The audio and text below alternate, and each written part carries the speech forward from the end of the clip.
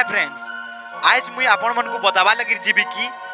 मशा माने हमर मूड पर काहे ले जे किनिरसन आ यही क्वेश्चन आंसर जानबा लगी वीडियो के पूरा लास्ट तक देखू।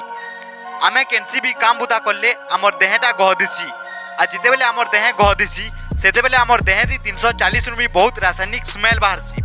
आ से भितरु किछि स्मेल मशा मन के खाइबार स्मेल लेके रहसी आ 100 फुट नु भी दूरे थिबार मशा आपण मानकर गहद के सुंगी पकासन आउ खास करी कार्बन डाइऑक्साइड लेकर गैस आपण माने छाड़सन तो ताकर पासे तांकर रिसोर्स दिसी जेंटा कि कार्बन डाइऑक्साइड आमर पाखे अच्छे बोलिकी इनफॉरमेशन देसी आउ आमर देहनु गहद जल्दी नहीं सुखे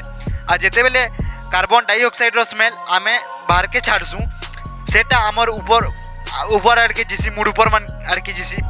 सेटा सुंगी करी मशा माने आमर मुड ऊपर के पलासन आउ सेने किनिरसन। तो आपण माने इफेक्ट नहीं जानते जानी करी केनता लागला कमेंट सेक्शन दी जरूर बताबे। चैनल दी जदी नुआ आइछन लाइक शेयर और सब्सक्राइब जरूर करबे।